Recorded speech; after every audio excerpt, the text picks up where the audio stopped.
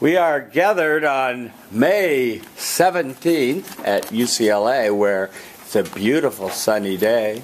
The sunshine is shining, to debate this value debate number 2 question: global warming, on balance, is catastrophic. Positives versus the negatives. For the proposition, Suzanne and Olivia. For the opposition, Yasmin and Caitlin.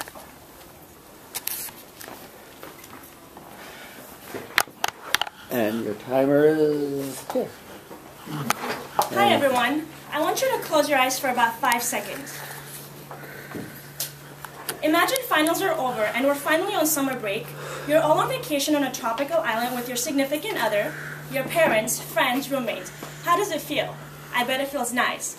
I hate to be the one breaking it to you. 50 years from now, you're not going to have the opportunity to be on a tropical island with your loved ones because global warming is catastrophic.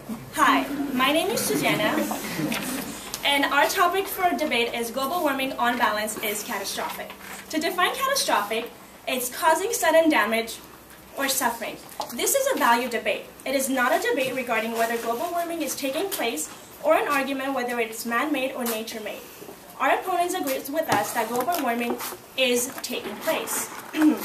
We ask you to look at the whole picture and to consider the information we impart on you today, looking not only on how global warming has or will affect you, but how it will and affect people's health and wellness, as well as those who will inhabit this earth after we're gone. Granted, we still have an earth to be inhabited.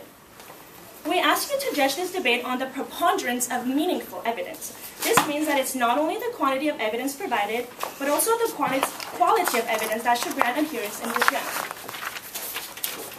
With that said, I will focus only on 2 contentions because I don't want to run out of time and I have a lot of information to give you. The 2 contentions I will be focusing on are weather patterns and health patterns. Number 1, global warming creates more frequent and more pernicious climate events. The 3 climate events I'll talk about are hurricanes, heat waves, and droughts. Let's start with hurricanes. Recent scientific papers are reporting that over the past 30 years, the intensity and duration of hurricanes have increased significantly due to global warming. According to NASA, more heat and water in the atmosphere and warmer sea surface temperature provides more fuel to increase the wind speeds of storms. To provide you with more evidence, in a 2015 article featured in the Washington Post, researchers concluded warmer sea surface temperature are pushing some hurricanes to be more intense at the expense of the overall number of storms. Let's talk about droughts, which is more crucial for us since we live in California.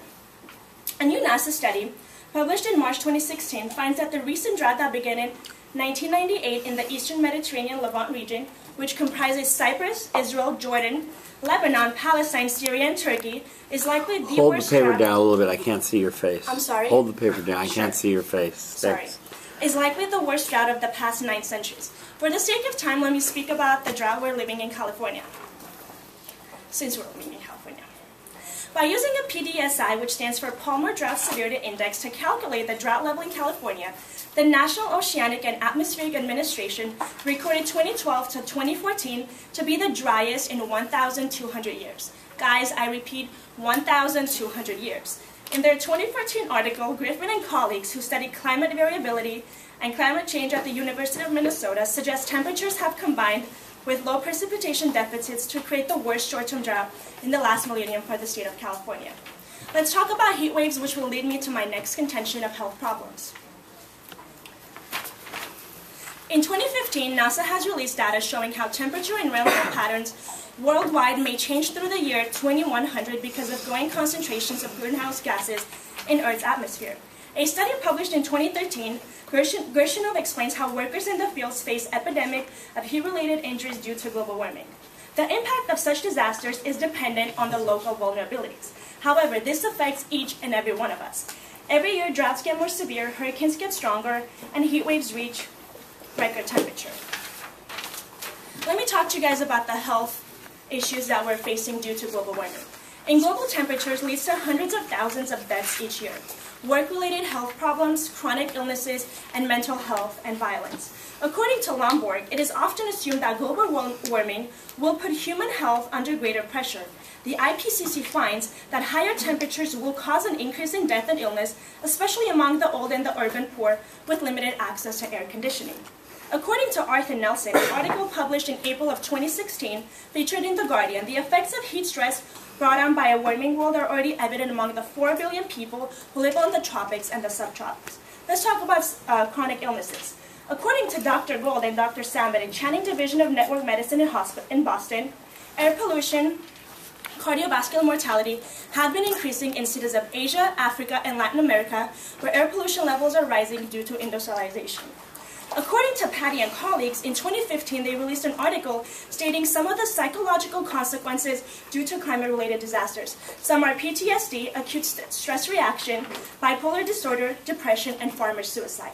Let me talk about the impact of health-related issues. Injuries, disrupted livelihoods, death, shortage of food and water. Hold it down. Yeah. Different chronic illnesses are all caused by climate change, which without a doubt is catastrophic. Health and well-being of our population should be of our #1 concern.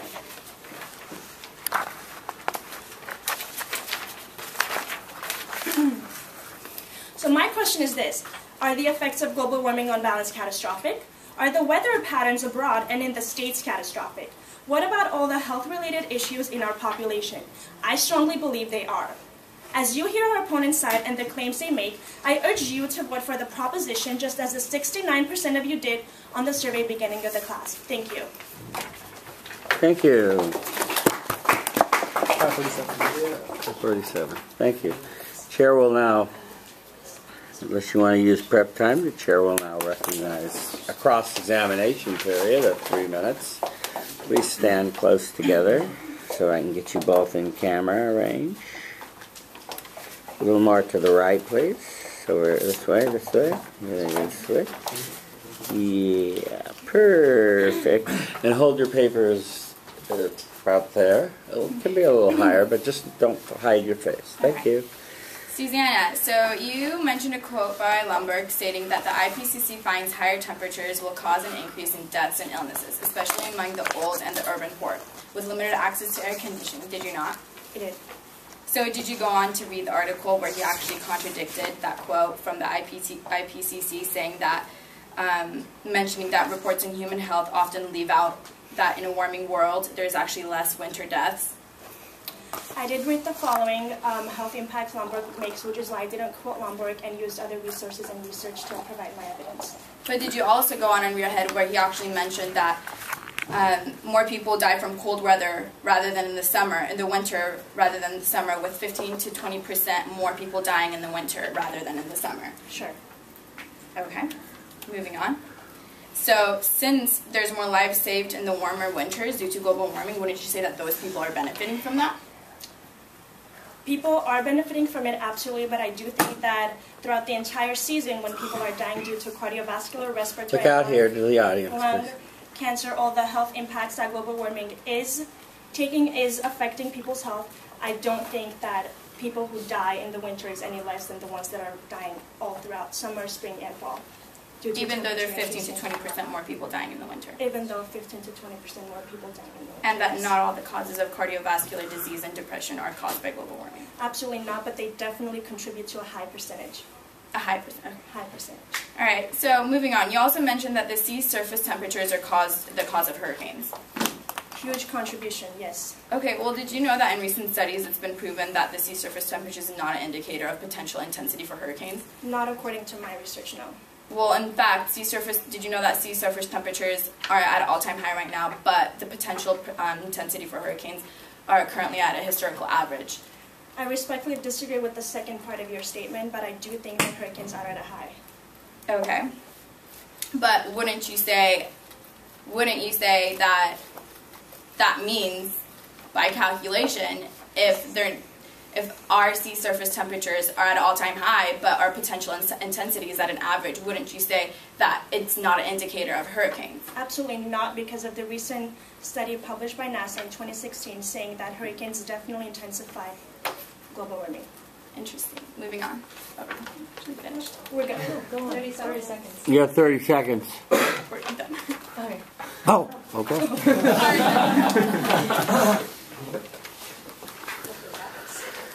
Thank you. Chair now recognizes the leader of the opposition. You have a break time. You have a break time if you want, or the leader of the, for 3 minutes. You can use any time you want. Break it up. For all 3 speeches, you have 3 minutes. You can use it before your rebuttal, or you might as well just go. I would say this, yeah. Huh? I would save prep time for that. Yeah. All right, guys, bear with me.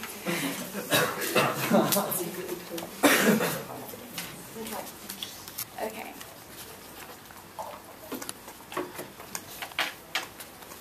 Can I go on over? Yeah. Okay. Hi, guys. I'm Yasmin, and I'm the Hi, Yasmin. opposition leader. So, our opponents and I have come to the conclusion that global warming does exist. But we are having this debate now to show that although evidence does support the proposition that global warming does exist, it is still ambiguous. Global warming is not catastrophic. This matter is urgent because it's important to inform the public that the premise presented supporting catastrophic consequences of global warming are inadequate. My first contention is that there's no evidentiary link between global warming and catastrophes. The government proposition is impaired and based on facts that have too much uncertainty linking global warming to catastrophe. Too much of their evidence used to point out that global warming causes catastrophes based on a hypothesis and projections, crippling their claim. There are many scientists and experts that express global warming as an ecological problem, and that actions must be taken in order to avoid future consequences. But as the New York Times article states in 2005, you will never see a headline in major reading articles saying, global warming strikes, crops wither, coast flood, and species vanish. Why? This is because scientists and the media know that there's too much uncertainty to claim such a bold statement. In this article is aimed to explain the media coverage on these things related to global warming. It remains, quote, it remains a subtle process, laden with uncertainty. Even extreme climates, anomalies such as a super long drought in the West, could never be shown to be definitely caused by human-driven warming. This goes to prove that there's uncertainty that scientists have to be able to link global warming and catastrophes. The International Governmental Panel on the Climate Change, which is the United Nations body responsible for research for climate change and the science of climate change, also found there to be ambiguous uncertainty with the lack of evidence with many claims about catastrophes that have occurred. There is limited to minimum evidence available to assess climate-driven observed changes in magnitude and frequency of floods. Furthermore, there is a low agreement in this evidence and thus overall low confidence that the global scaling even regarding these signs. Through this finding, it is impossible to state that the cause of floods is through global warming. In 2014, the European Institute for Climate and Energy, I will now refer to it as EIKE, analyzed the IPCC 2014 summary for policymakers and found that contradictions, simplifications, and tempering of the reports were present. The thing I'm trying to express here is that there's too much evidence, the thing I'm trying to express here is that it's wrong to install fear into humans when too much of the evidence that claiming that global warming and catastrophes are linked is vague and ambiguous when there is no solid grounds to prove that one causes the other. Dr. Roger Pike, Jr., a climate researcher at the University of Colorado, told the Congress in 2013 that it's misleading and just plain incorrect to claim that disasters associated with hurricanes, tornadoes, floods, droughts have increased climate timescales, either in the United States or globally. My second contention is that weather patterns point to norms, not catastrophes. Global warming does not lead to abnormal weather patterns that cause greater violent weather. The weather that we are dealing with today is no different than the weather that we humans have been dealing with for thousands of years. Carrie Manuel, a professor of atmospheric science at Cambridge University that specializes in mechanisms acting to intensify hurricanes, states, who's also responsible for many of the theories that indicate global warming causes an increase in hurricane activity, recently decided to reconsider his stand based on the fact that His new work suggests that even in a dramatically warming world, hurricane frequency and intensity may not substantially rise during the next 2 centuries. Even the IPCC also mentioned in their 2013 report that there is no robust trend to annual numbers of tropical storms, hurricanes that have been identified for the past 100 years. 1 year later, the IPCC claims in their 2014 summary for policymakers and stated that the amount of days with occurring thunderstorms with many tornadoes that are developing simultaneously have risen sharply. Klaus Eckhart, a member of EIKE, stated in his report that there in fact have been an increase. In reality, there has not been an increase in the number of tornadoes, with only 20 to 60 tornado counts per year, which is at average. He also mentioned that the number of violent tornadoes are actually on a decline in the United States. It's important to understand these catastrophes are normals and that events occur whether or not global warming exists. The evidence linked to this to state that the catastrophes are caused by global warming is ill-founded. Such claims like these can cause the people in the population to panic. It is ethically wrong to instill fear into humans about how global warming causes catastrophe when in all reality, much of the evidence is insufficient to prove and uphold such claims. Bjorn Lomborg, author of The Skeptical Environmentalist, states, "It makes us scared and makes us more likely to spend our resources and attention solving phantom problems." My third contention is actually that global warming is beneficial in some ways. Global warming has many benefits that can help many people, especially ones in struggling countries. In 2013, The Spectator released an article stating many of the benefits of global warming, many of which were fewer winter deaths, lower energy costs, and better agriculture yields. Another benefit that I'm going to be focusing on is that it creates more jobs. The International Renewable Energy Agency in 2015 wrote an annual report stating that the renewable energy companies employed 7.7 million people around the world in 2014. The top countries with renewable energy employment were China, Brazil, United States, India, Germany, Indonesia, Japan, France, Bangladesh, and Colombia. Many of these are developing countries. Many of these countries are faced with challenges and suffering. In order to be able to get back on their feet, they need to develop economically. Because of renewable energy jobs, many people in these countries have been able to both develop economically and not contribute to global warming. Based on this concrete evidence that I've collected for you, it's clear that there's many ambiguities and uncertainties that a negative stigma is associated with global warming and catastrophes. I have installed some doubt in you guys. I'm asking you guys to think about the evidence that people present to you guys and questioning your evidence. Thank you so much. I now stand for cross-examination. At the end of your first claim, you mentioned how it's morally wrong to instill fear into humans when the evidence that claims to link global warming and catastrophe is so vague and ambiguous, correct? Yes. Are you aware that over the past 30 years, the intensity and duration of hurricanes have increased significantly due to global warming? That is not what my studies have proven. So don't you think it's better to instill the fear into humans and to make sure they're ready just in case any of those catastrophes actually happen, which are supported by my evidence? I agree that it's better to be safe than sorry, but you need to know what you're installing into the youth. Children that are in middle school, high school are getting these things installed in their head. They should, before you scare, an adolescent, you should actually know whether it's happening or not. Sure. In your second claim, you talk about Kerry Emanuel, who's a professor of atmospheric science at Cambridge University, correct? Yes. You stated how he's responsible for many of the theories indicating that global warming causes increase in hurricane activity, correct? Yes. However, theory can be defined as a hypothesis or an assumption. One of the latest reports by NASA, global warming impacts hurricanes by making them more intense. This is a proven fact and not a theory. Like I said, from the evidence that I have researched, it actually states the opposite. And it's just it's a known thing that in science, things start out as theories and hypotheses, and they have to be proven as facts. And his was proven as a fact until he himself realized that it was wrong. That's why he withheld from his stand. Fair enough. In your impact section for your claim, you stated how it's important to understand that these catastrophes are normal events that would occur whether or not global warming exists, correct? Yes. Well, how do you suppose sea levels rise without ice melting?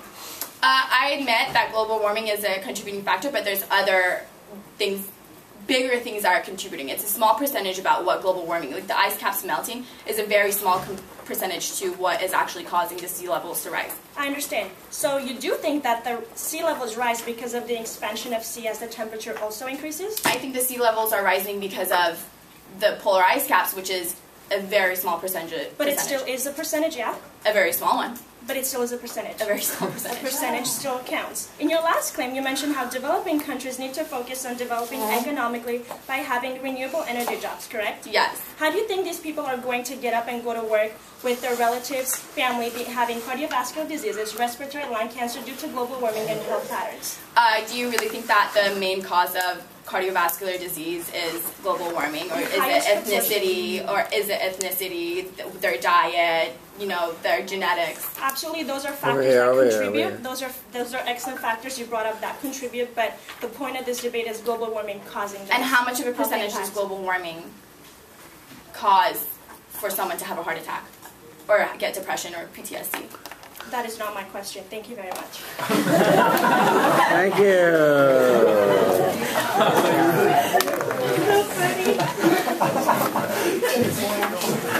By the way, just a reminder, when you print out your copy for me, only print on one side, not double-sided. Thank you. Oh, I apologize for that. That's my mistake. I know. Telling people. Okay. Hi everyone, my name is Olivia Young. Thanks for joining me today. Hi Olivia. As Susanna, my partner, made very clear in her brief, the consequences of global warming are real, they are widespread, and they are catastrophic. She went over major threats to human life, including environmental and health-related consequences. These threats have the potential to severely impact our lives. She talked about weather patterns and health problems, and this evidence paints a picture of a world in which each day we wake up to broadcasts of another natural disaster wreaking havoc somewhere across the globe. A world in which the population is sick, the hospitals are filled with those suffering weather-related illnesses, and the death toll is rising with the sea level. A world that will only continue to get worse as each catastrophic effect of global warming unfolds to reveal the next disaster, the next struggle, and the next global crises. As Susanna mentioned, this debate is based on the evidence we provide you, and so today I'm going to talk to you about two contentions for which I will provide you with the meaningful information needed to illustrate their massive effects. Increased temperatures cause a massive increase in the prevalence of diseases. As the temperature increases, so will the death toll. Many of the diseases I will describe to you today are lethal and already disproportionately affect people in developing countries. People who currently face issues like famine, contaminated water sources, economic collapse, lacking resources, and now an increase in infectious diseases. And areas once safe from the threat of these diseases, like the United States, may find the safety of their citizens compromised. First world problems may in fact be replaced by third world problems.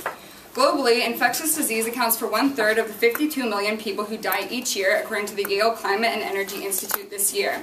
According to my calculations, that is roughly 15.6 million people killed by infectious disease, and this number will only continue to grow, adding to the 240,000 deaths a year due to climate-related impacts that have been predicted this year by the World Health Organization to occur within 15 years. Take cholera, for example. Cholera is a bacterial infection that can be lethal if medical attention is not immediately available. According to an article published by the Earth and Space Science News in 2014, research indicates that rising temperatures and higher intensity storms associated with global warming provide the perfect environment for cholera's growth and transfer. This disease is predicted to spread to unexpected regions of Asia and Africa and affect more people as it reaches further inland to areas of denser population. And what about malaria? According to an article published by Time magazine in 2014, malaria, one of the most common and deadly infectious diseases in the world, is predicted to join cholera in affecting more people as the temperatures rise. The rising temperatures will allow malaria to spread to areas of higher elevation and spread to residents who have never before been exposed to the disease and who will be especially vulnerable. And guess what? Just because you live in America, it doesn't mean you're safe. According to an article published by the Scientific American in 2013, the increased warming predicted for southern U.S. along with increased flooding means dengue fever will no doubt be spreading north on the backs of mosquitoes into U.S. states. Diseases like dengue fever, a painful, debilitating mosquito-borne disease, along with other mosquito-transmitted diseases like West Nile virus, chikungunya, and Rift Valley fever that used to only affect tropical regions are now predicted to pose a serious threat to Americans in response to global warming. And it's not just mosquitoes we have to worry about. Another disease-harboring insect, the tick, is predicted to respond to the temperature increase tied to global warming in a similar fashion. Lyme disease, which is spread by some species of ticks, results in a chronic condition characterized by pain, cognitive impairment, and a full host of additional symptoms in 10 to 20% of those infected. According to a 2015 study published by Scientific American, climate change is increasing not only the range in which Lyme disease-carrying ticks can survive, but the amount of time in which ticks can feed, posing yet another harrowing risk to the American people.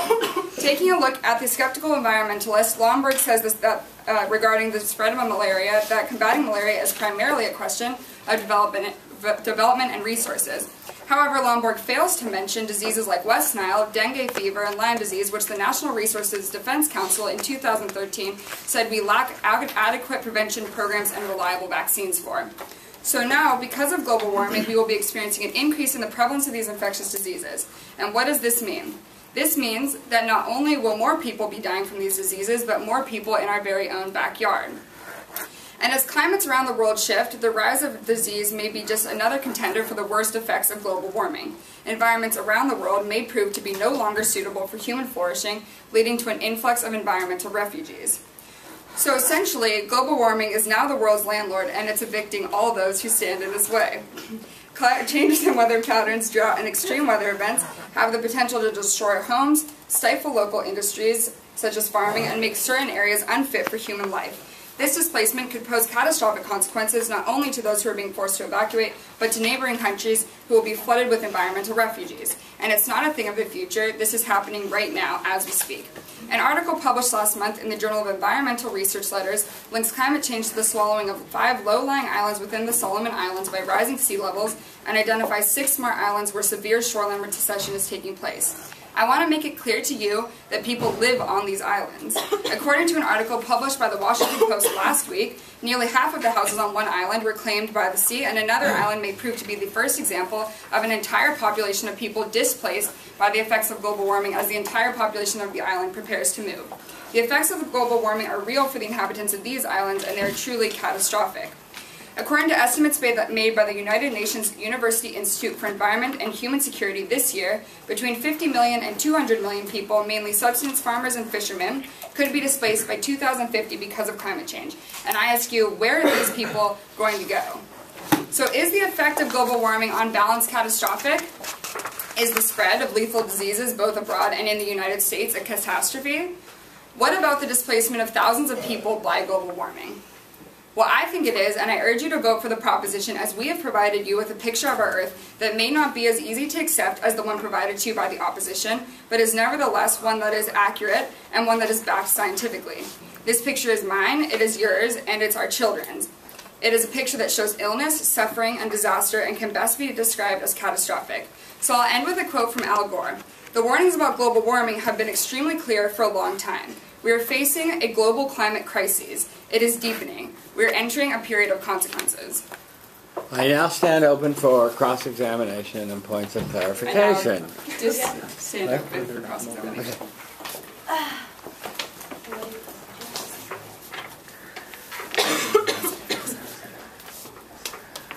Ready? Olivia, you talked about malaria in your brief, correct? Yes, I did.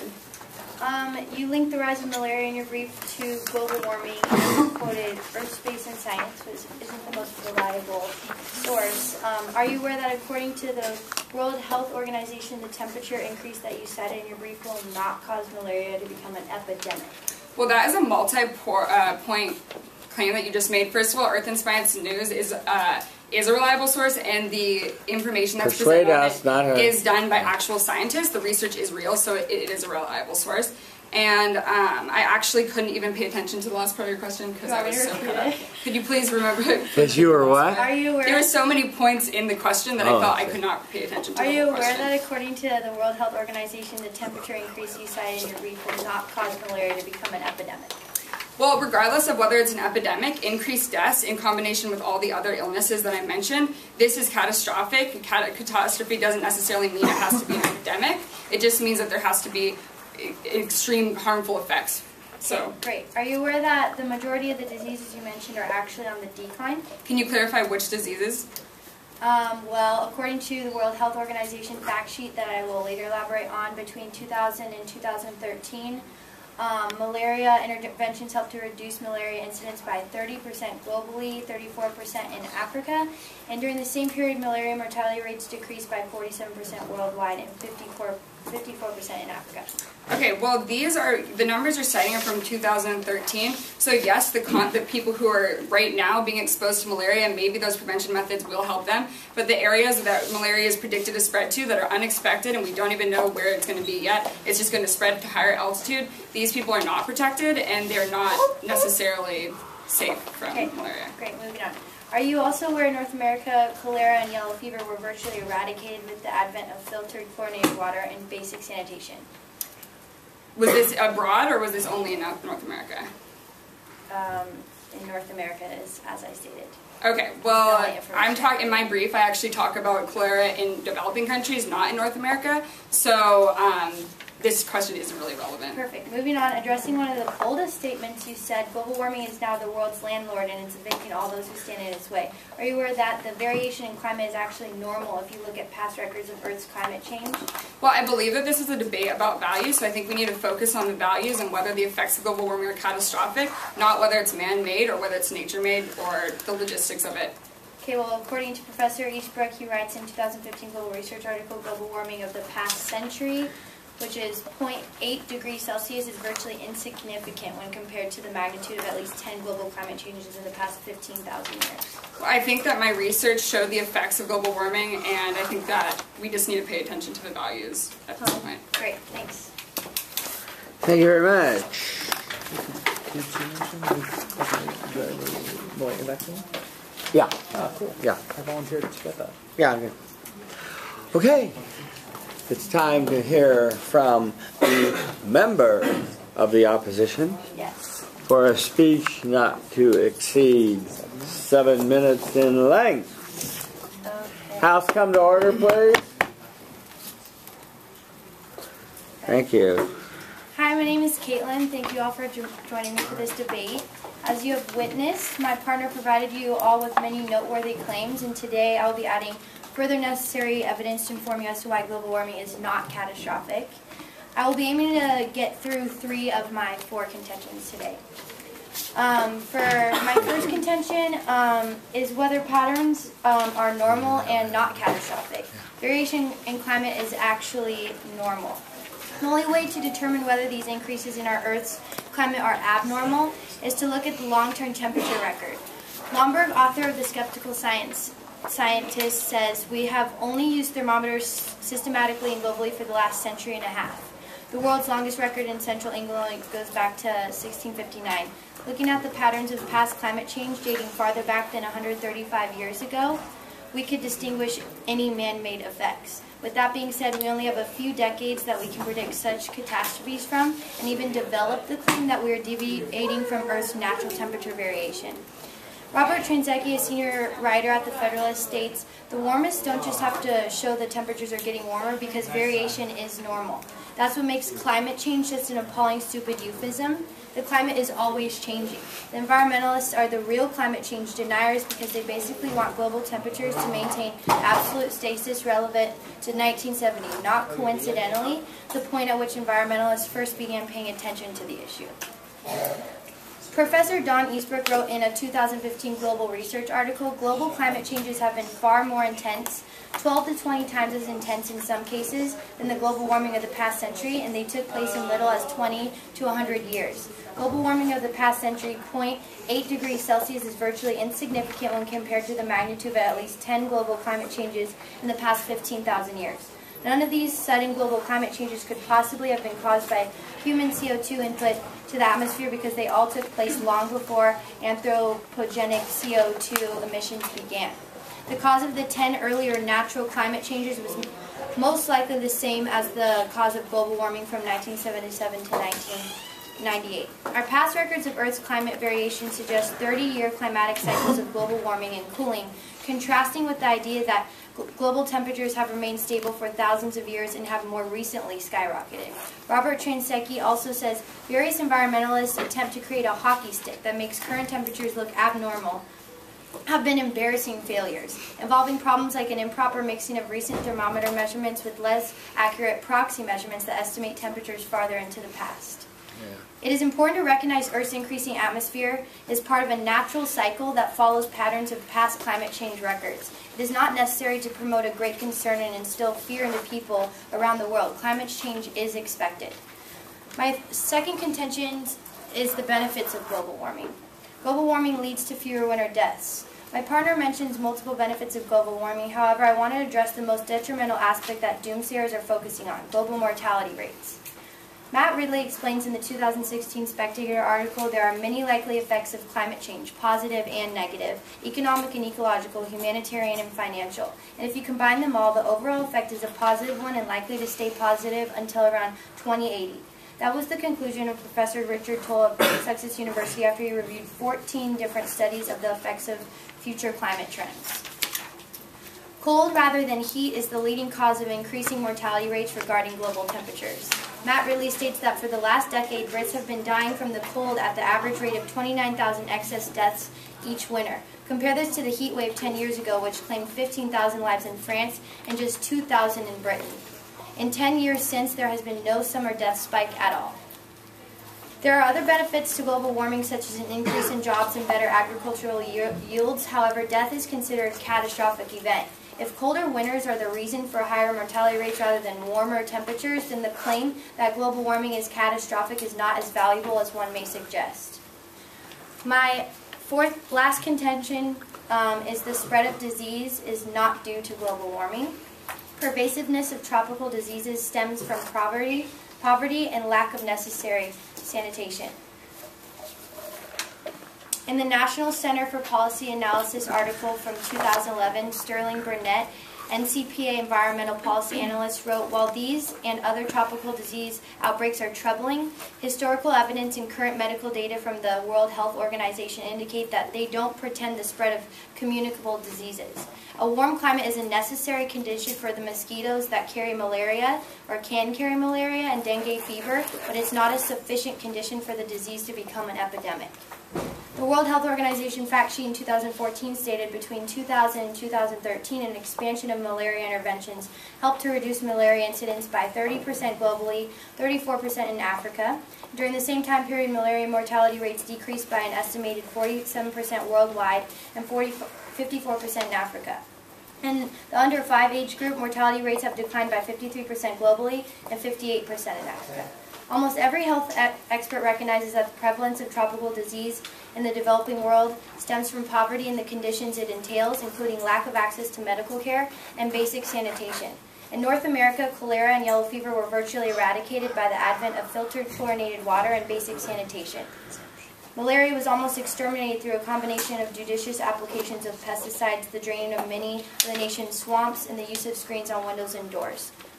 To effectively fight global health issues presently and in the future, we must focus on rebuilding our public health infrastructure and implement better disease prevention strategies and not waste our time investing in proposals such as limiting gas emissions that will instead disrupt economies and cost Americans millions of jobs. Based on the claims we have made, it is clear that the conclusion global warming is becoming a catastrophic phenomenon contains much ambiguous supporting evidence. Research proves that the current climate change is normal and global warming, in fact, provides many benefits to people around the world. It is extremely important to abandon generalizations regarding the cause of worldly catastrophes that are based off of uncertain premises. If we remain focused on these uncertain premises, we will neglect other potential causes for such catastrophes that are unrelated to global warming and, as a consequence, fail to solve the problem in the end. Thank you. I now stand for cross-examination. Very nice. Thank you.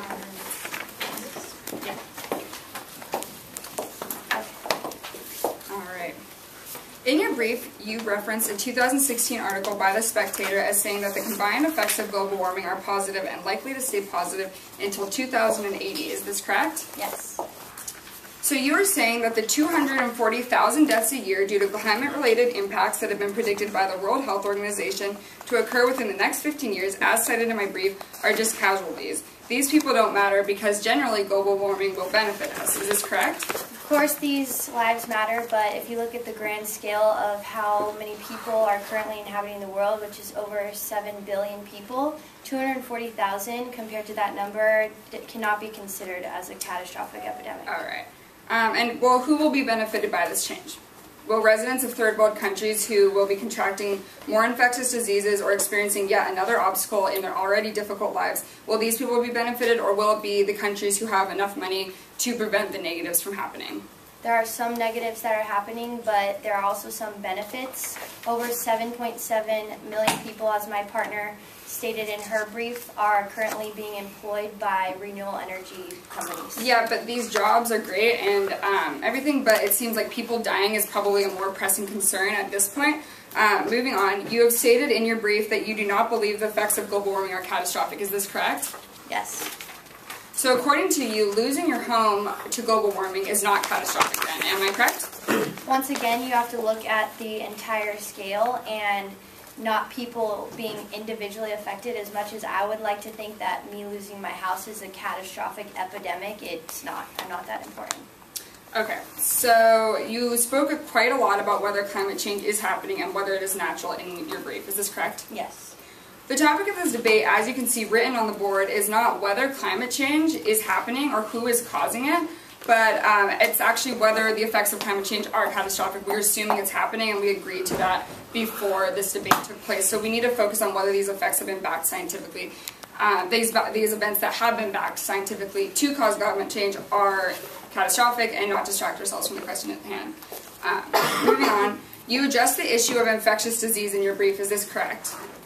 Yes, I do.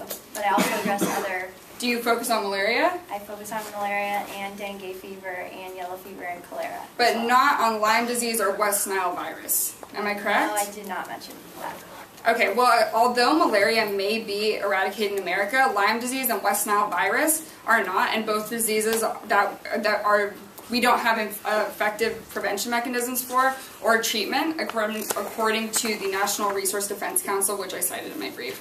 And that's all I have. Thank you very much. So much wrong.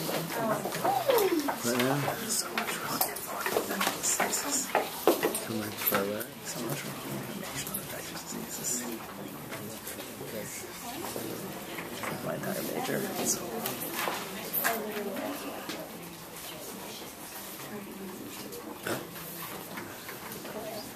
Can we take our like a couple minutes? 3 minutes.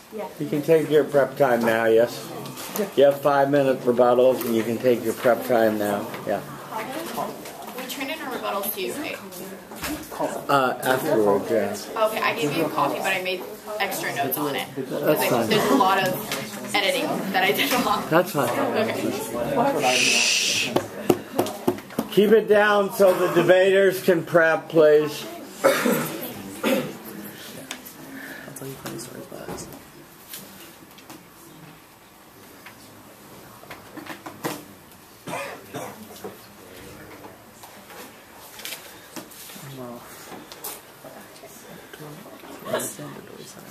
Well, okay, sure. So, sure. yeah. You know, Heinz and college right now, like it's spread in Haiti. That's like a big argument thing called, you know, Haiti. No one talks about it. Are you ready? Okay, good. It's a funny story actually as to why cholera spread. Chair will now hear the affirmative refutation, which hopefully for 5 minutes, which will hopefully include 4 steps of refutation, which include, she said, I disagree, because, therefore. Hi everyone again. They say there is no evidential link between global warming and catastrophes, that all the evidence provided is vague and ambiguous. They say there is so much uncertainty in the link between global warming and these catastrophic events that our conclusion is inaccurate. They say global warming has many benefits that can help many people, especially those that are struggling in developing countries. We strongly disagree with these claims because the evidence provided by my partner and I is more than sufficient to prove that the effects are indeed catastrophic. In the beginning of our debate, I spoke to you about hurricanes becoming more intense, droughts being caused by abnormally high temperatures, and heat waves affecting people both psychologically and mentally. Olivia spoke to you about the spread of infectious disease, the rise of the death toll, and the displacements of thousands of people. These events lead to much more dangerous ramifications on our lives. Today we provided you with a laundry list of evidence so scientifically accurate and recent that the effects stand alone.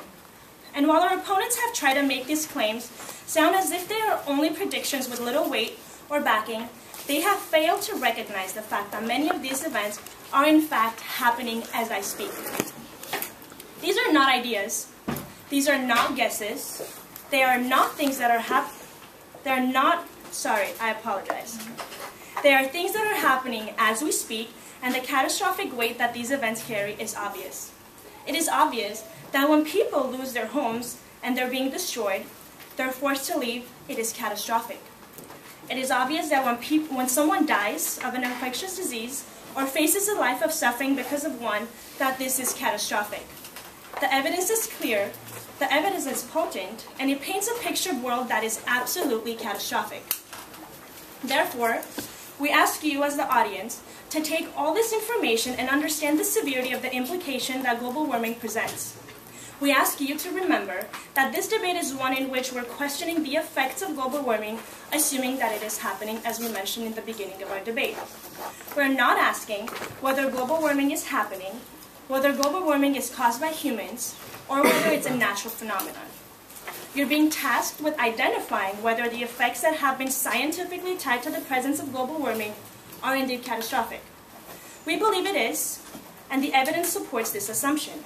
We ask you to vote for the proposition because we have provided you with facts, we have provided you with the evidence, and we have shown you that the effects of global warming are in fact catastrophic. Our opponents say that it's morally wrong to instill fear in the population through informing them about global warming. However, it is not morally wrong to deny them this information, to educate our youth, and to give them a chance to prepare themselves and their families for catastrophic events of global warming. This is a valued debate. Therefore, health and wellness of our population should be of our #1 concern. Thank you.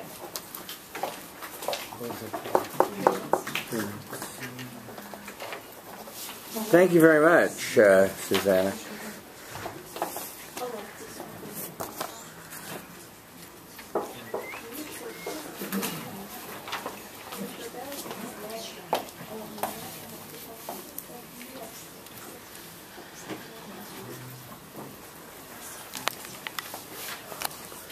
Okay.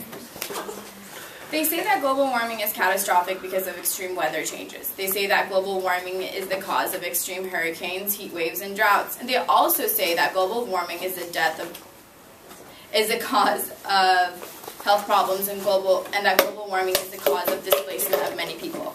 We disagree with this statement because my partner and I have provided you with evidence that shows that temperature changes are normal, that intensity in hurricanes are in fact at an average, and we also know that infectious diseases are terrible, and so is the displacement of people. But with 7 billion people on this planet, there's a couple thousand dying, and again, although terrible, it does not cause to be a catastrophic event. We also disagree with this because many of the claims that the proposition brought up, as in issues with cardiovascular disease, lung cancer, PTSD, and depression, are far too bold to claim that they are caused by global warming. There are other main causes such as illness. There are other main causes to these illnesses, such as genetics, diets, and ethnicity. Wouldn't you say that it's more likely that the people living in those areas, in those regions, come from a race that's more prone to cardiovascular disease, rather than just saying that global warming is what caused their heart attacks? Because there's a positive correlation doesn't mean that there's causation. There's an old saying in science that states extraordinary claims need extraordinary evidence. Therefore, you should vote for us, the opposition, because we have provided you with evidence that not only shows that global warming is a normal phenomenon and not catastrophic, but we also have provided you with doubt. This doubt is what we're asking you to focus on. We need you to look at all the facts that we've presented to you today and ask yourself whether you have these doubts that global warming is catastrophic. If this doubt is present in your mind, we ask for you to vote for the opposition. The job of the proposition is to present a preponderance of evidence. While they have provided you with information, we have also invited you with information that pokes holes in their statements. Thank you so much. Thank you.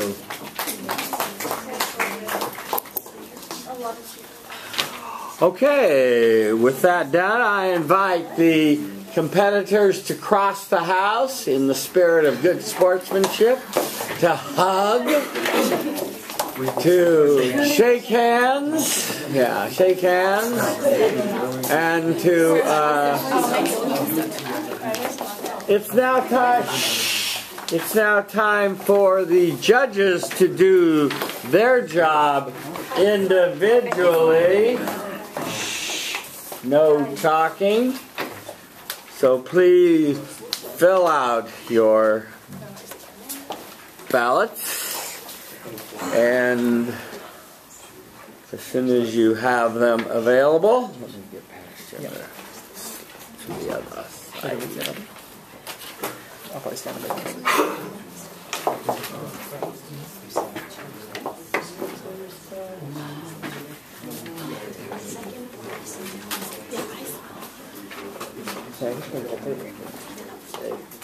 I can sneak it.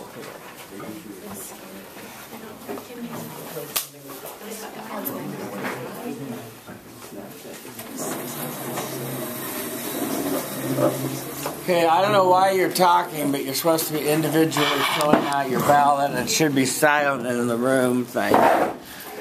We're starting in the rear again, so back row, be ready.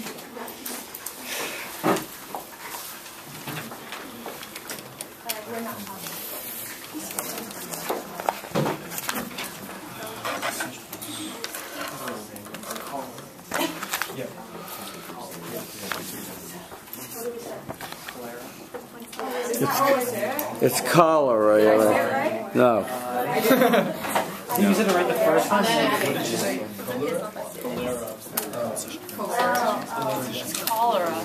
Cholera. Cholera. It's cholera. I said cholera. I don't know Okay, what that cholera. girl's name is, but it's not cholera. That was probably the toughest one.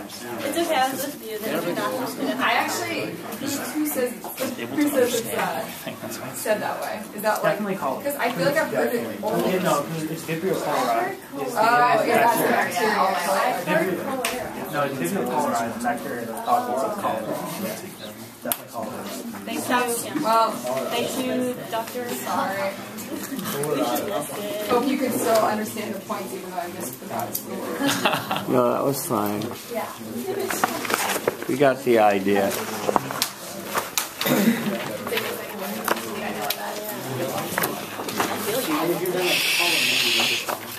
Okay, Austin, could you collect the ballots, You guys please? all pass them down to the right? Yes. Central. Thank you. Is your name on it? Yeah, sir. Yeah. Yes.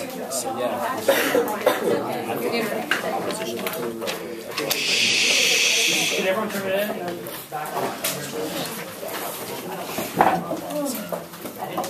Is anyone still filling out the form? It's such a small part.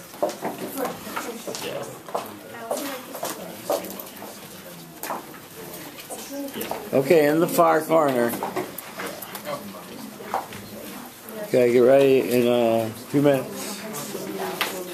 Way faster than I told you. Thank you, sir.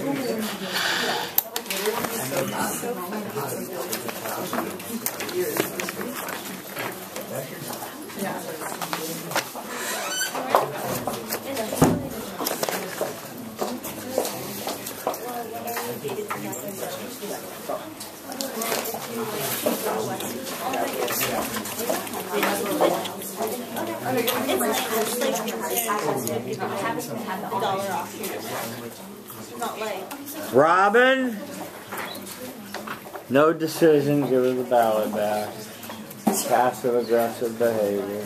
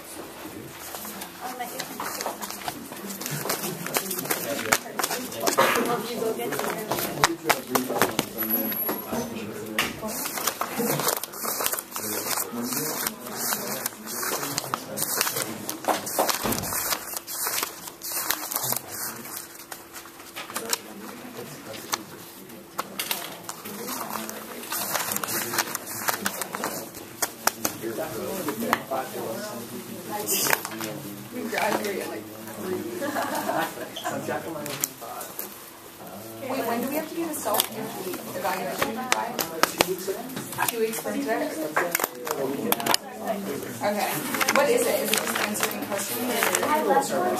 Oh, it's not like an essay?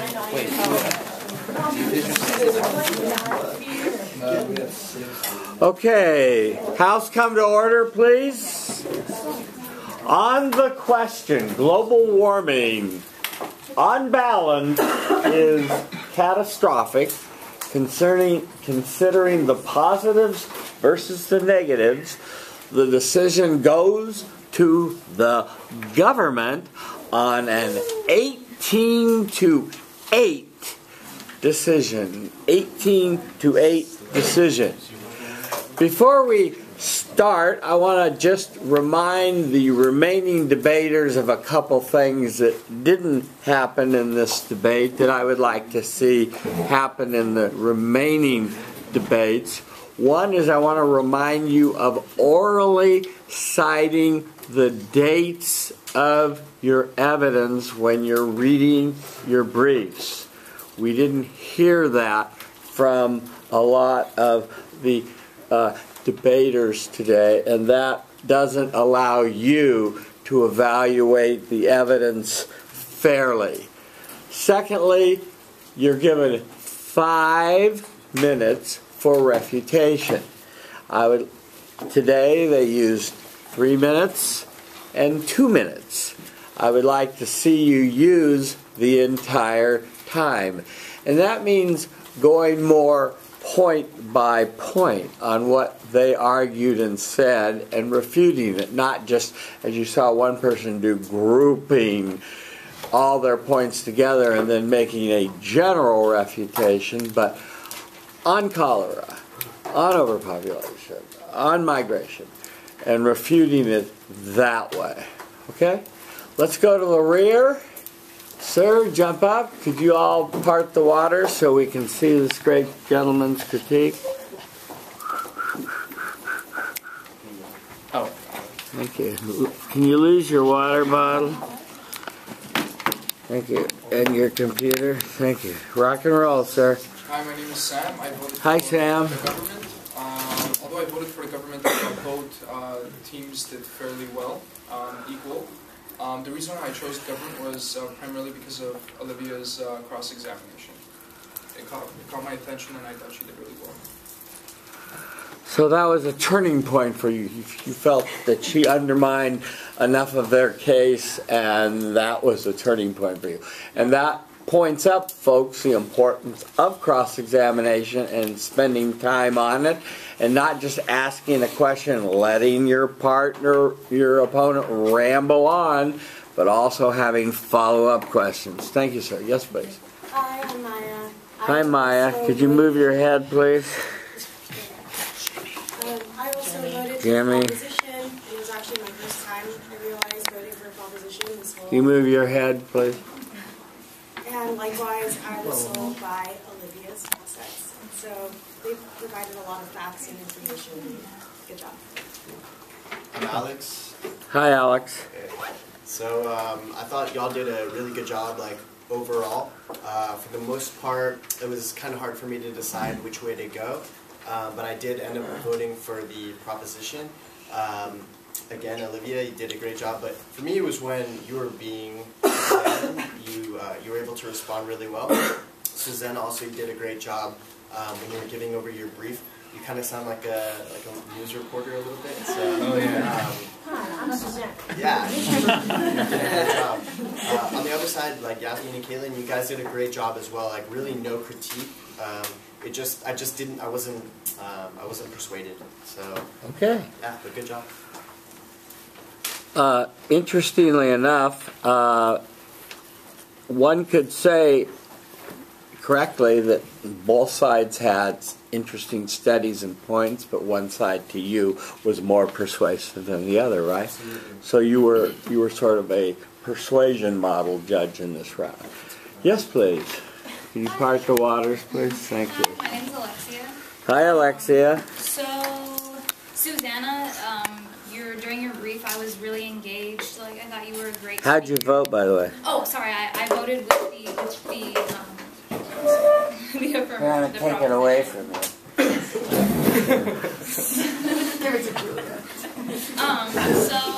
So yeah, I really enjoyed the brief, Susanna. I also was kind of swayed during the cross-ex by Olivia. That was like a big turning point for me.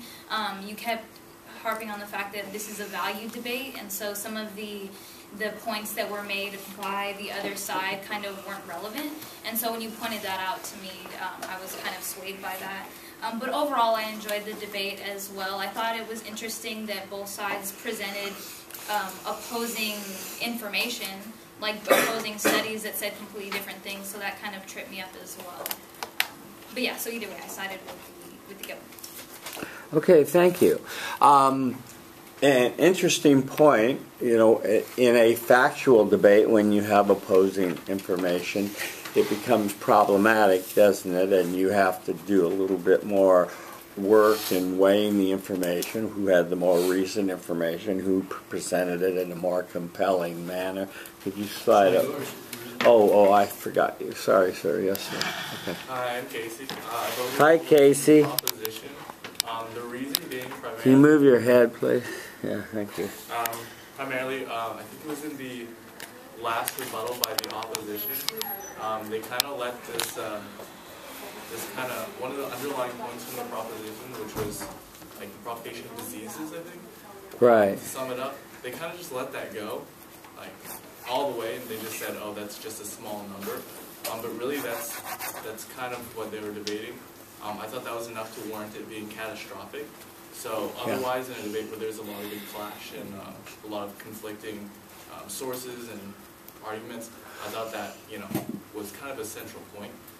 In addition, I thought Olivia's actually her speech was really good, especially that last summary. Kind of brought it home and it kept it really focused, as was consistent with the process, on the context of value debate. Okay, thank you, Casey. Yes, please. I'm Daniel. Hi, Daniel. I voted for the proposition. And so with Susanna, I thought you were very clear.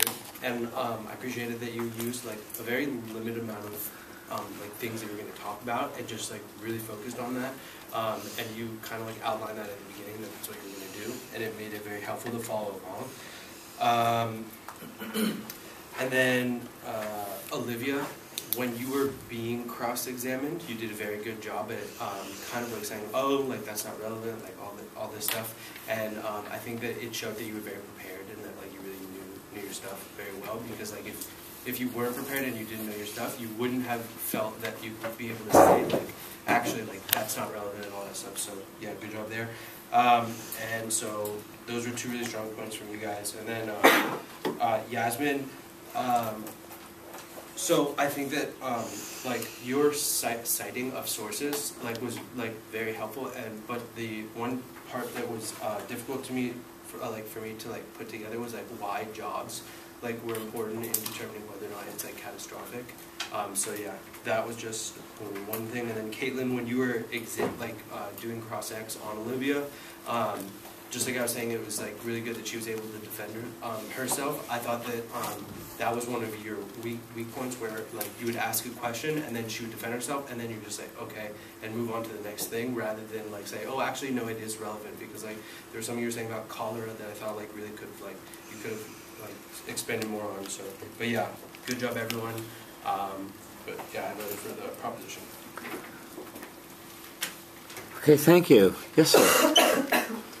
Hello everyone, my name is David. Hi, David. I ended up siding with the opposition. I felt like both of you guys did a really great job, both really excellent speakers.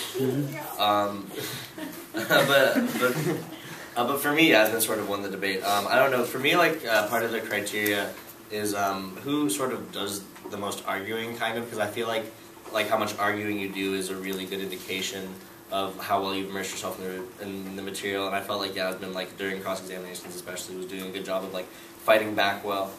I didn't really dig the anecdote in the beginning. It felt really tacky to me, personally. The island, and it's going to be gone, yeah. And for me, like sort of right at the start, I was like, oh, so these are the kind of appeals we're going to work, so maybe, for me personally, I think that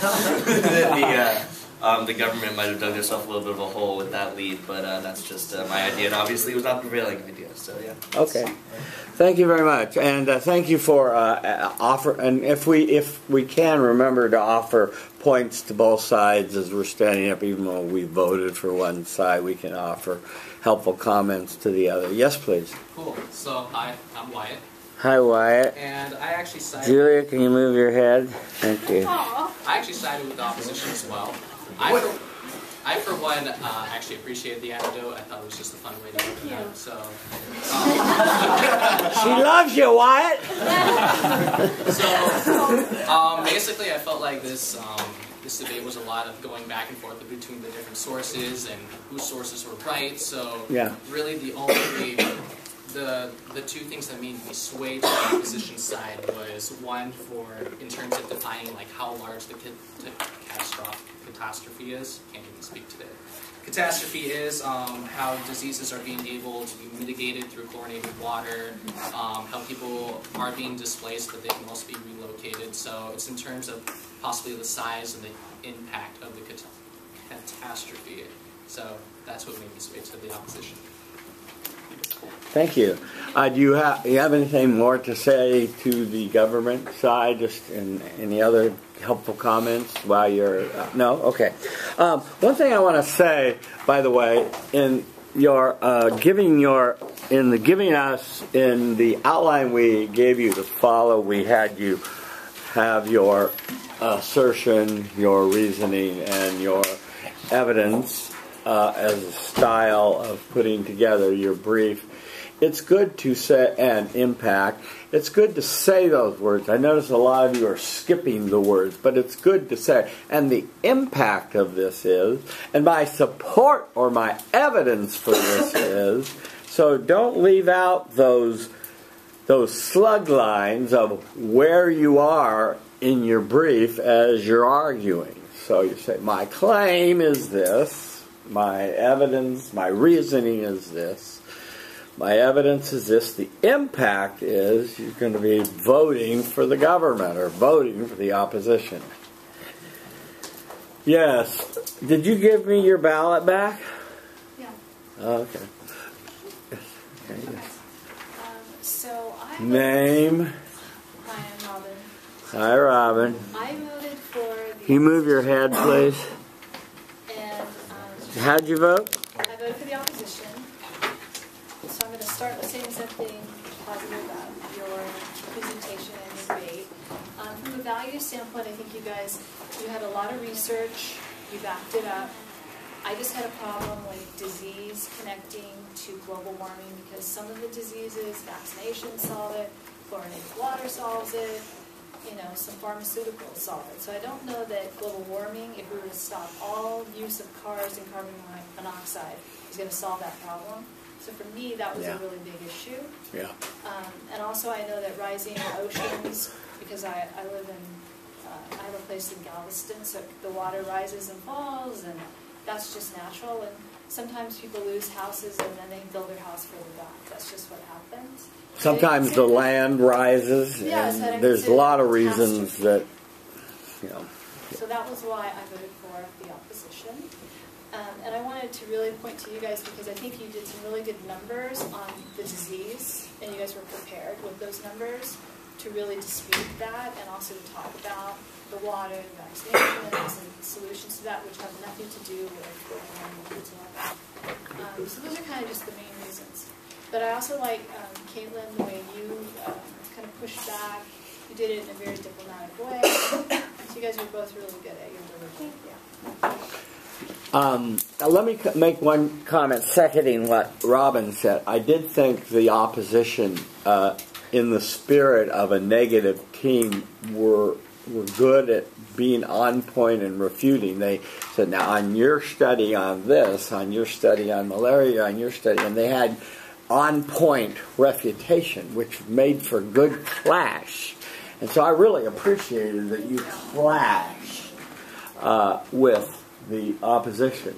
And the important point is not just to clash, but then to give it impact and to say what the clash means and why it means you win. See? In the rear there?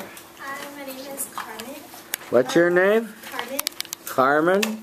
Hi, Carmen. Can you put your laptop down? Thank you. Can you move your head? No, yeah. Thank you.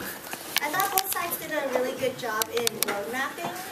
It was really easy to follow, like, your first contention, your second contention. And I also liked how you guys did your end speech in doing, like, the 4 steps of refutation. But like Professor said, like, you guys could have been more detailed in refuting their contentions rather than grouping it all together. In the end, I voted for proposition because it was just Olivia did it for me. I was more convinced after her cross-ex. But also,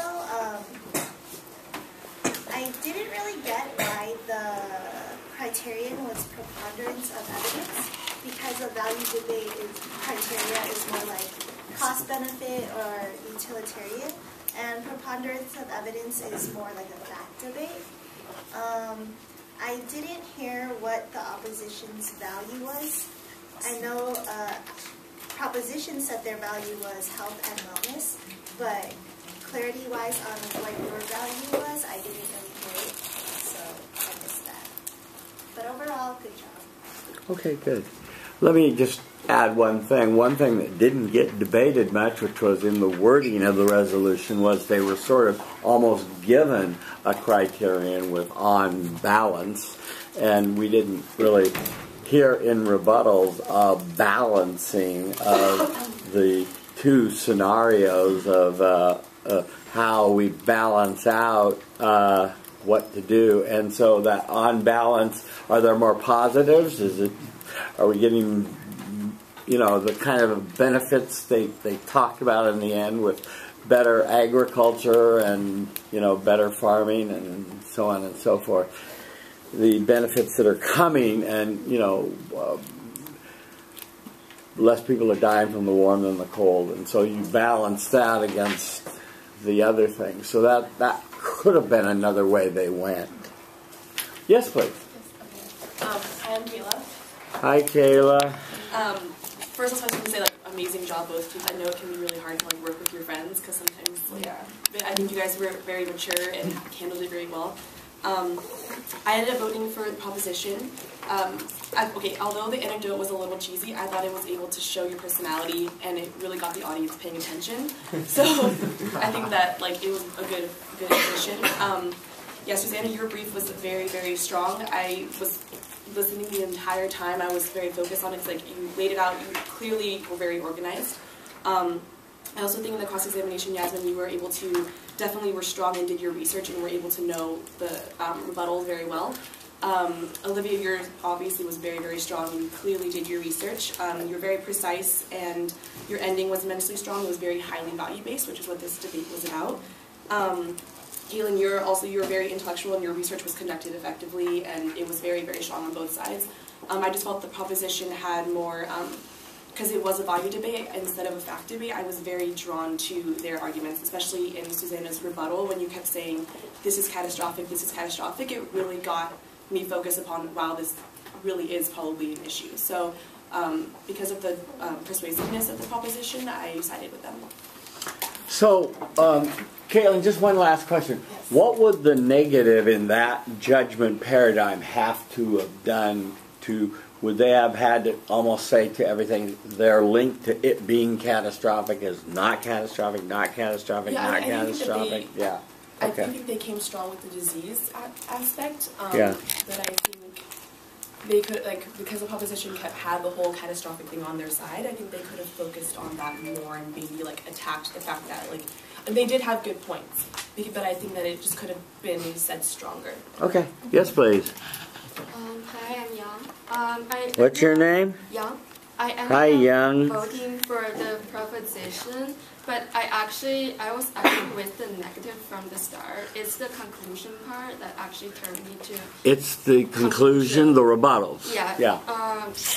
I think both teams did great on rebuttals, but then the proposition ended with talking about values, like how health and other things, like losing homes, how that is relevant to the debate. But then for the opposition, I actually like the whole rebuttal part, and I actually like Ms. Yasmin. She mentioned about how creating a panic to the public and like before the conclusion, but during the conclusion, I think they lost it.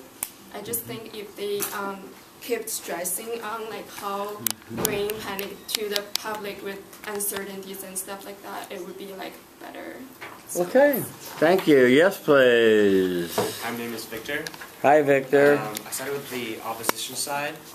Overall, I think the proposition side brought in a lot of evidence, but sometimes at points I felt like the evidence was like so much and kind of had an alarming tone to it, like this like whole urgency that the world is ending, kind of 14.6 million disease. It was overclaimed to you? Yeah. Okay. And it felt like instances where there was like direct clash. For example, the cross-examination between Susanna and Yasmin. I think there was something about the all-time high in terms of water surface temperature, and then they're talking about how that correlated with hurricanes. Yeah. Susanna said that there was more hurricanes than ever, and then Yasmin said that there was a historic average, and they both kind of just stood the ground and said, well, my evidence is right, and that's what I stuck with. And there wasn't much, tension after that. And I feel like with anything that kind of talks about causality, global warming being catastrophic, if there's any instance of, direct clash or uncertainty, I tend to side with the opposition. So that's kind of my Okay. I think that's a fair decision-making model to use there. Yes, please. Hi, I'm Ellie. Hi, Ellie. The proposition, but I thought that all of you were great speakers, and across the board you did a good job of connecting with the audience and didn't let things go over our head, which I think that was the best job that you've done so far in the debates. Yasmin, I thought you did a good job of like instilling doubt in the audience and kind of refuting your points, but ultimately I was just more convinced by the evidence that the proposition cited, and that swayed me to vote for them. Okay, yes, please. Hi, I'm Lana. Hi, Lana. I voted for I was talking to him, yes. I voted for the proposition because while I think everyone did a really great job, I think that Susanna and Olivia, you both had really great delivery. You were both really organized as well, which I appreciated. It was really easy to follow your points. And yeah, someone else said it, but I really appreciated when in your reputation you said, like, this is catastrophic, this is catastrophic, this is catastrophic. It really kind of nailed it home for me.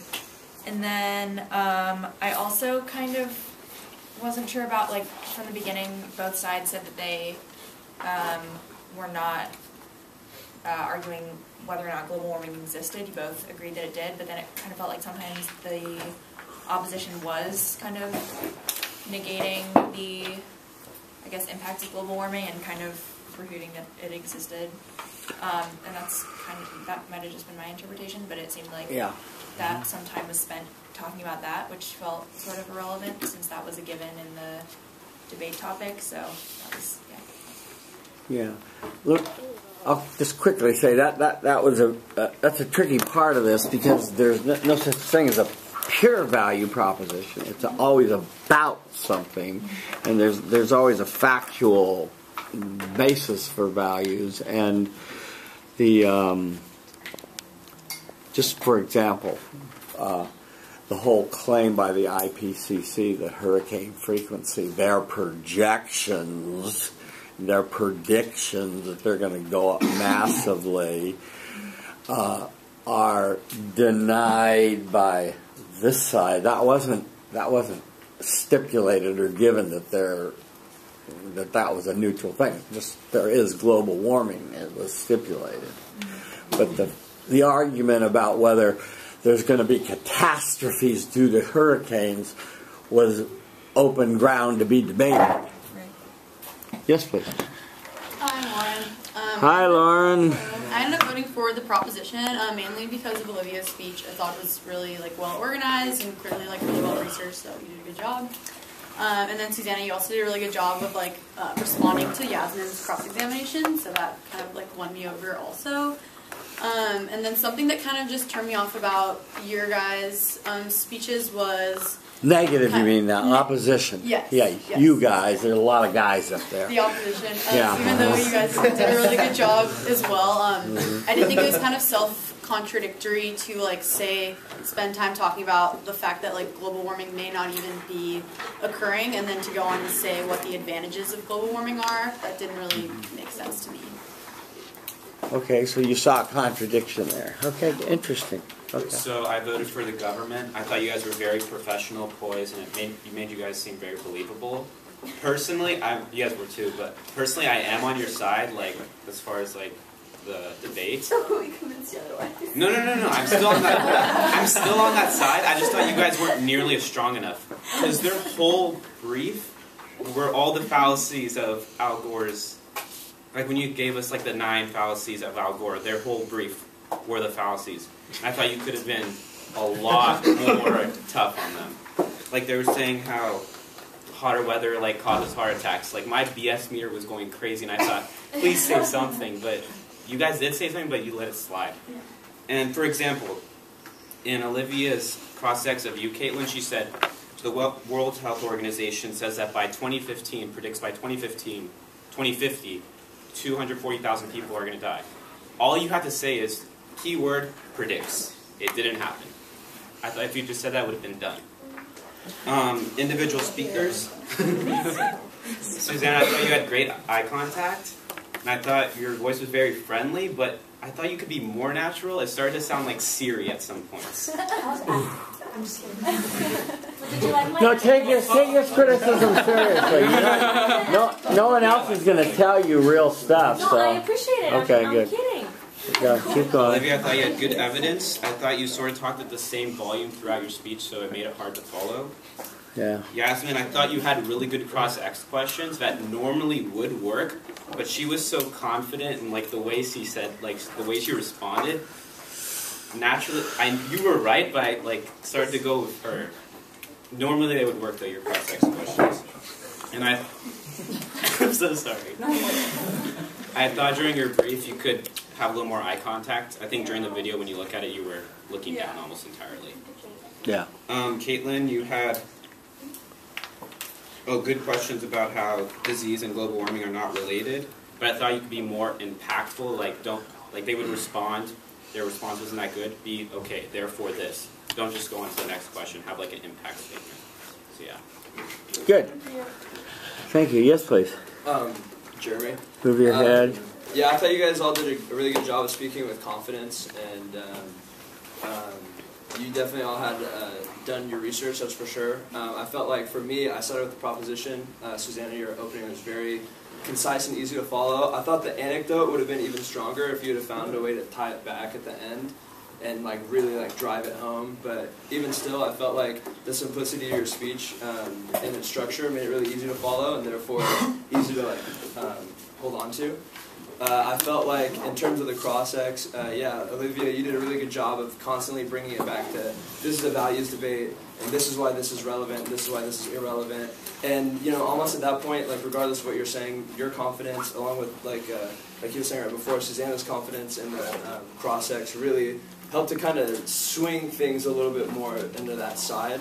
I felt also a little confused by the fact that we had agreed that global warming was in fact a thing, but then there was a lot of debate about